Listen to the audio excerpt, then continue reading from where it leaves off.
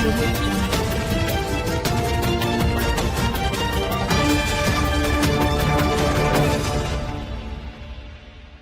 मैं प्रिया। आप देख रहे हैं आंचलिक खबरें, अपनों की खबर आप तक। आइए नजर डालते हैं दिन भर की टॉप 10 पर।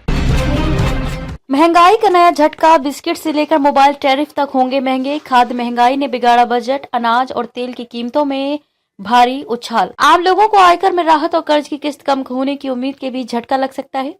बिस्किट से लेकर मोबाइल टैरिफ तक महंगे हो सकते हैं। ब्रिटानिया इंडस्ट्रीज चालू वित्त वर्ष में उत्पादों की कीमतों में 4.5% तक वृद्धि कर सकती है। वाइस चेयरमैन वरुण बेरी के मुताबिक लगातार ऊंची खाद्य महंगाई के कारण कंपनियां कीमतें बढ़ाने पर मजबूर हैं। अनाज, तेल और सब्जियों की कीमतें बढ़ने से लागत में इजाफा हुआ है, जिसका असर ग्राहकों पर भी पड़ेगा। दूसरी ओर एफएमसीजी कंपनियां भी कच्चे माल की कीमतों में तेजी से परेशान हैं। पाम तेल के दाम 40% और चाय 24% महंगी हुई है। उधर एयरटेल के एमडी गोपाल विट्ठल ने मोबाइल टैरिफ में और वृद्धि की जरूरत बताई। कंपनी की प्रति ग्राहक आय 245 रुपए तक पहुंच गई है। जुलाई 2024 में टैरिफ 10 से 21% बढ़ाने के बावजूद क्षेत्र में वित्तीय स्थिरता की चुनौती बनी हुई है। दिल्ली को नया मुख्यमंत्री मिलने की तैयारी, चेहरे पर सबकी नजर। भाजपा के सामने चुनौती, किस वर्ग को सौंपेगी दिल्ली की कमान। दिल्ली चुनाव के नतीजे आने के बाद अब नजर मुख्यमंत्री के चेहरे पर है। बड़ा सवाल यह है कि भाजपा किसे मुख्यमंत्री बनाएगी। क्या पार्टी महिला को दिल्ली की कमान सौंपेगी या फिर अनुसूचित जाति, सिख, पूर्वांचली, जाट, गुर्जर समाज से किसी नेता को मौका मिलेगा। राजनीतिक पंडितों के कई कयास हैं, जबकि भाजपा फिलहाल विधायक दल की बैठक का हवाला देकर चुप्पी साधे हुए है। पिछले 27 सालों से नई दिल्ली विधानसभा सीट जीतने वाली ही मुख्यमंत्री बनता रहा है। इस बार प्रवेश वर्मा ने अरविंद केजरीवाल को हराकर मजबूत दावेदारी पेश की है। वे पूर्व मुख्यमंत्री साहिब सिंह वर्मा के बेटे और जाट समुदाय से हैं। वहीं प्रदेश अध्यक्ष वीरेंद्र सचदेवा पंजाबी समुदाय का प्रतिनिधित्व करते हैं।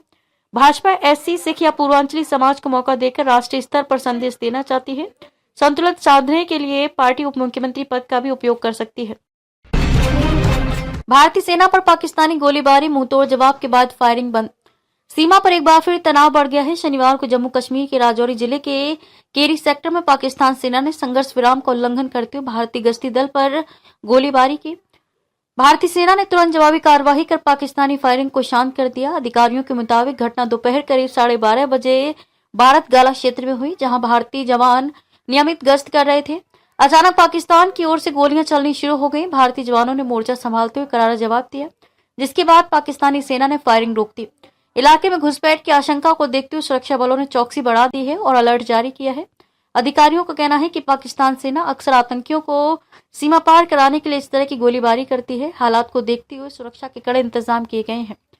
अमेरिका में पहली बार कैंप हिल वायरस की पहचान, वैज्ञानिकों में बड़ी चिंता। छछूंदरों से इंसानों में फैल सकता है कैंप हिल वायरस, गंभीर बीमारियों का खतरा।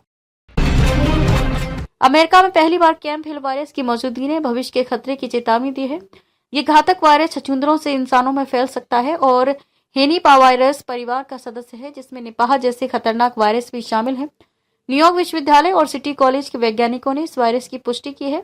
कैंप हिल वायरस का प्राकृतिक मेजबान छछूंदर और चमगादड़ है। ये इंसानों सहित कई स्तनधारियों को संक्रमित कर सकता है। इससे गंभीर श्वसन रोग, मस्तिष्क की सूजन और कोमा जैसी घातक स्थितियां पैदा हो सकती हैं। विश्व स्वास्थ्य संगठन WHO ने इसे वैश्विक स्वास्थ्य के लिए बड़ा खतरा माना है। हालांकि अभी तक कोई इंसानी संक्रमण सामने नहीं आया है, लेकिन विशेषज्ञ मानते हैं कि इसका अमेरिका में पाए जाना व्यापक प्रसार की ओर इशारा करता है।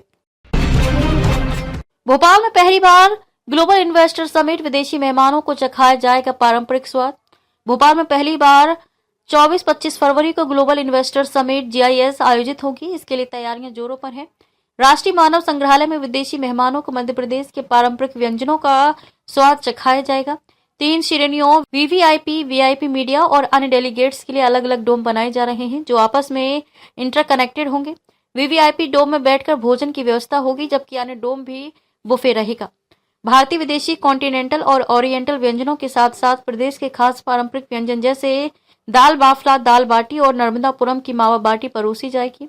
बघेलखंड की इंद्रहार कड़ी, जिसे 5 प्रकार की दाल से बनाया जाता है, खास आकर्षण होगी। मालवा की लाल भाजी और मिलेट से तैयार 2 विशेष व्यंजन भी मेन्यू में रहेंगे।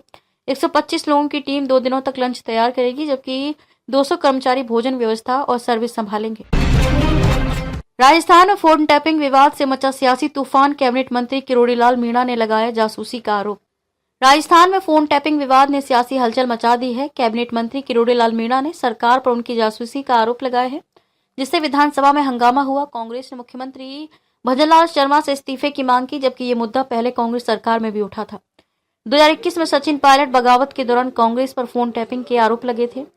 विधानसभा में उस वक्त 4 एफआईआर दर्ज हुई थी। अब किरोड़ीलाल मीणा का कहना है कि भ्रष्टाचार के खिलाफ उनकी आवाज दबाने के लिए उनकी निगरानी की जा रही है। फोन टैपिंग देश की राजनीति में हमेशा बड़ा मुद्दा रहा है। 1988 में कर्नाटक के सीएम रामकृष्ण हेगड़े और प्रधानमंत्री चंद्रशेखर को भी जासूसी के आरोपों के चलते पद छोड़ना पड़ा था। भारतीय टेलीग्राफिक अधिनियम 1885 की धारा 5 का भाग 2 के तहत फोन टैपिंग की इजाजत है, लेकिन इसे साबित करना मुश्किल है। विपक्ष इसे राजनीतिक हथियार बता रहा है। शिक्षकों का आंदोलन टला, विभाग ने वेतन रोकने के आदेश वापस लिए। अपार आईडी नहीं, फिर भी वेतन रुकेगा नहीं, शिक्षकों को राहत। उत्तर प्रदेश के विद्यालयों में automated permanent academic account registry अपार आईडी बनाने को लेकर शिक्षकों पर सख्ती के बीच अब राहत की खबर आई है। माध्यमिक शिक्षा विभाग ने आदेश जारी किया है कि अपार आईडी न बनने पर भी शिक्षकों और कर्मचारियों का वेतन नहीं रोका जाएगा। हाल ही में कई जिलों में अपार आईडी की धीमी प्रगति के चलते बीएसए और डीआईओएस ने शिक्षकों का वेतन बाधित कर दिया था। शिक्षक संगठनों ने इसका विरोध किया और आंदोलन की चेतावनी दी। उन्होंने अपार आईडी बनाने में आ रही तकनीकी समस्याओं की ओर ध्यान दिलाया। माध्यमिक शिक्षा निदेशक डॉक्टर महेंद्र देव ने सभी डीआईओएस को निर्देश दिया कि वेतन रोके बिना प्रक्रिया तेज की जाए। इसके लिए छात्रों और उनके अभिभावकों को जागरूक करने पर जोर दिया गया है। बेसिक शिक्षा विभाग में भी ऐसा ही आदेश जारी करने की मांग उठ रही है। शिक्षक संघों ने यूडाइस डेटा में सुधार और आधार से जुड़ी तकनीकी समस्याएं दूर करने की अपील की है। छत्तीसगढ़ में जहरीली शराब का कहर, 4 दिन में 7 मौतें, 4 की हालत गंभीर। लोफंदी गांव में मातम, जहरीली शराब पीने से 7 की मौत। छत्तीसगढ़ में जहरीली शराब से मौतों का सिलसिला थम नहीं रहा। बीते 4 दिनों में गांव के 7 लोग अपनी जान गंवा चुके हैं, जबकि 4 की हालत गंभीर बनी हुई है। प्रभावित सभी का इलाज सिम्स अस्पताल में जारी है। मरने वालों में सरपंच रामाधार सोनहाले का भाई भी शामिल है। सरपंच रामाधार ने दावा किया कि गांव में कुल 9 लोगों की मौत हुई है। जब प्रशासनिक अधिकारी और पुलिस मौके पर पहुंचे तब तक 8 शवों का अंतिम संस्कार हो चुका था। एक शव को पोस्टमार्टम के लिए सिम्स बिलासपुर भेजा गया है। घटना के बाद प्रशासन और स्वास्थ्य विभाग सतर्क हो गया है। जहरीली शराब से हुई इन मौतों की जांच तेज कर दी गई है। पश्चिम बंगाल दुष्कर्म हत्या मामला, आरएसएस प्रमुख मोहन भागवत ने पीड़ित परिवार से की मुलाकात। दुष्कर्म और हत्या की घटना से आहत पश्चिम बंगाल के आरजीकर मेडिकल कॉलेज अस्पताल की पीड़िता के परिवार से राष्ट्रीय स्वयंसेवक संघ आरएसएस प्रमुख मोहन भागवत ने मुलाकात की। ये मुलाकात सुबह करीब 11 बजे हुई और आधे घंटे तक चली। पीड़िता के पिता ने बताया, भागवत जी को घटना की जानकारी थी, लेकिन वे इसकी पूरी गंभीरता से अनभिज्ञ थे। उन्होंने भरोसा दिलाया कि मामले की जांच कराई जाएगी और हमें न्याय मिलेगा। परिवार ने भागवत को एक पत्र सौंपा और उन लोगों के नाम बताए जिन पर उन्हें संदेह है। पिता ने कहा, भागवत जी पर हमें पूरा भरोसा है, हम न्याय की गुहार लगाने का हर संभव प्रयास करेंगे। इस मुलाकात के बाद पीड़ित परिवार को न्याय की उम्मीद जगी है। रिश्वत मामले में सीबीआई की बड़ी कार्रवाई, रक्षा मंत्रालय का वरिष्ठ ऑडिटर गिरफ्तार। 10 लाख की रिश्वत मांगने पर रक्षा लेखा विभाग के ऑडिटर समेत 3 गिरफ्तार। 10 लाख रुपए की रिश्वत मामले में केंद्रीय जांच ब्यूरो सीबीआई ने रक्षा मंत्रालय के तहत काम करने वाले वरिष्ठ ऑडिटर दीप नारायण यादव को गिरफ्तार किया है। इस मामले में एक निजी रक्षा आपूर्तिकर्ता आकाश कपूर और उसके कर्मचारी दिनेश को भी पकड़ा गया है। दीप नारायण यादव, जो अफ्रीका एवेन्यू स्थित डिफेंस ऑफिस कॉम्प्लेक्स में तैनात था, पर लंबित बिल पास करने और भविष्य में भुगतान रोकने की धमकी देकर कारोबारी से रिश्वत मांगने का आरोप है। यादव ने पहली किस्त के रूप में 8 लाख रुपए आकाश कपूर के माध्यम से लेने की योजना बनाई थी।